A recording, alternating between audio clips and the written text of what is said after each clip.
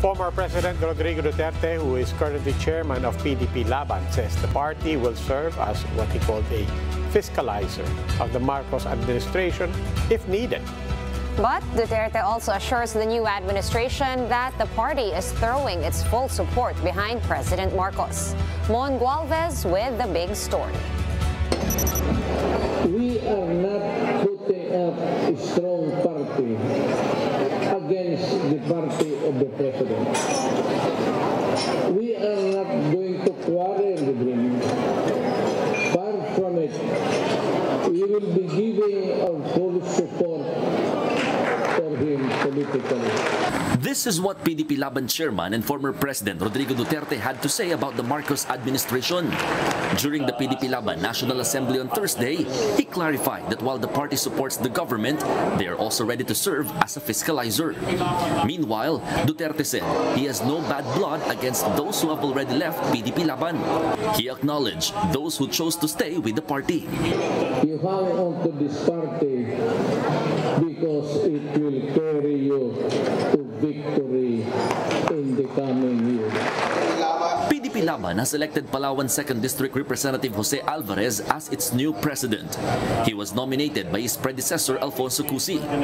Senator Robin Hood Padilla, meanwhile, was officially named Executive Vice President of the party. Other VPs include Senator Francis Tolentino, Cebu City Mayor Mike Rama, and Senator Bato de la Rosa. Duterte remains as the chairman of PDP-Laban. Whether we like it or not, siya yung mukha ng party. Siya yung nirespeto, ginagalang, and with his 81% popularity, trust rating, palabas bilang Pangulo. Iba yung respeto sa kanya. And I'm sure na marami pa pong makikinig sa kanya. Despite the COMELEC recognizing Duterte's faction as the legitimate one, the other wing, led by Senator Kiko Pimentel, condemned the gathering. The original members of the PDP-Laban denounces the farce of a gathering that happened kanina. We are fully behind the leadership of Party Chairman Senator Kiko Pimentel and Party President Senator Manny Pacquiao. We vow to fight against these usurpers to protect our 40-year-old party. Despite this, the Pimentel-led group said they are still open to reuniting with the other faction. For Palawan Representative Jose Alvarez, the newly elected president of the other faction, this needs to be studied first. Honestly speaking, upo muna ako, tingnan ko muna yung landscape. Di ba? Para at least mapag-aralan lang. Wala ba akong problema? I am friends to all, enemies to none. While faction concerns still haunt the PDP-Laban, the Duterte-led wing is calling on the current government to continue what the Duterte administration started. These include pushing through with anti-insurgency efforts and the fight against illegal drugs. For News 5, Mon Gualvez, We Are One News. Meanwhile, the Liberal Party held its annual assembly as they announced a new set of officers led by Albay 1st District Representative Edsel Lagman. Mobile journalist Jacob Lazaro gives us a front seat to the story.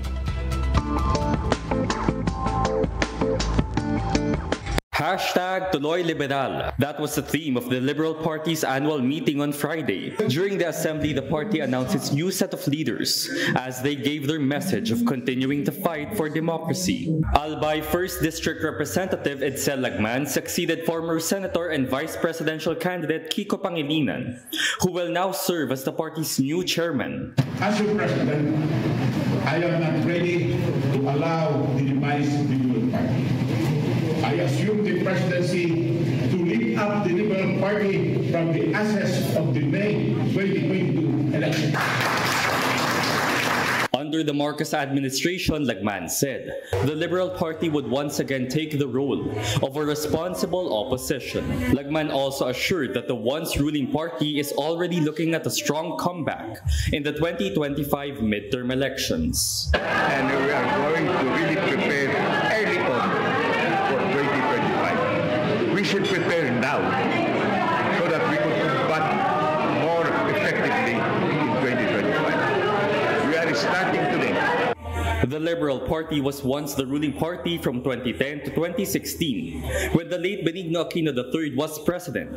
But come the 2019 and 2022 elections, none of the Liberal Party's senatorial candidates secured a slot in the upper chamber. Lagman said that they have learned their lessons from their previous shortcomings. He also mentioned that they are already eyeing Pangilinan as one of their senatorial candidates, though the former senator has yet to agree. I hope they will commit to run with the party in 2025. The Liberal Party also plans to intensify the recruitment efforts, focusing on young leaders on the grassroots levels, all the way to the barangays. According to Pangilinan, the Liberal Party has over 400 elected officials and 10,000 non-politician members to date, and currently has 165 chapters nationwide. Former chairperson and Vice President Leni Robredo, meanwhile, wished the party good luck as they increase their ranks. Lagman says Robredo will remain an active member of the party despite not having an official post. Pangilinan meanwhile assured that the country has yet to see the last of the Liberal Party. We may not have reached our desired goals of victory in 2022, but we have ignited a fire in the hearts of millions of our people, especially the youth. Mobile journalist Jacob Lazaro, we are One News.